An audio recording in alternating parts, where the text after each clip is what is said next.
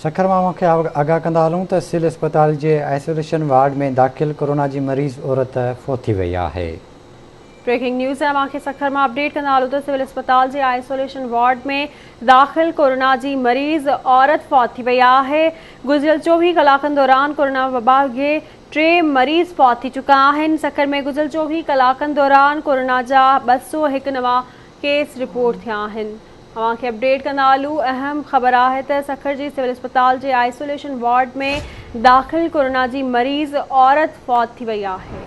बिल्कुलु नाज़रीन, 24 कलाकनि दौरान कोरोना वबा के 3 मरीज़ फ़ौत थी चुका आहिनि, जॾहिं त 24 कलाकनि दौरान कोरोना जा 201 नवां केस रिपोर्ट थिया आहिनि। ये अहम ख़बर अवां ताईं पहुचायूं पिया सखर मां, जिथे सिविल अस्पताल जे आइसोलेशन वार्ड में दाख़िल कोरोना जी मरीज़ औरत फ़ौत थी वई आहे।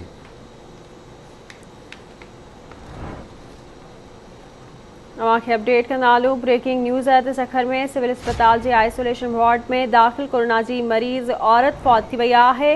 गुज़िरियल 24 कलाकनि दौरान कोरोना वबा विघे 3 मरीज़ फ़ौत थी चुका आहिनि। सखर में गुज़िरियल 24 कलाकनि दौरान कोरोना जा 201 नवां केस रिपोर्ट थिया आहिनि। तफ़सील मालूम कंदासीं सखर मां शाहिद चनो खां। जी शाहिद, कहिड़ा अपडेट्स आहिनि?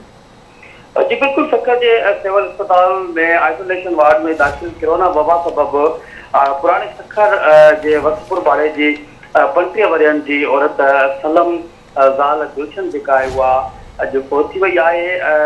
शहर खाते तरफ़ां ऐं सिविल इंतज़ामिया तरफ़ां जेका रिपोर्ट ॾिनी वई आहे त गुज़िरियल 24 कलाकनि दौरान कोरोना वबा सबब 3 मरीज़ फ़ौत थी चुका आहिनि, जॾहिं त हिकु हफ़्ते जे दौरान सखर ज़िले अंदर 5428 माण्हुनि जूं टेस्टियूं कयूं वयूं आहिनि, जिन मां 201 कोरोना जा केस जेके आहिनि उहे माण्हुनि में ज़ाहिर थिया आहिनि। हिन वक़्तु सखर जे सिविल अस्पताल जे अंदरि जेको आहे उहो मरीज़नि जो रेशो जेको आहे उहो वधंदो थो वञे।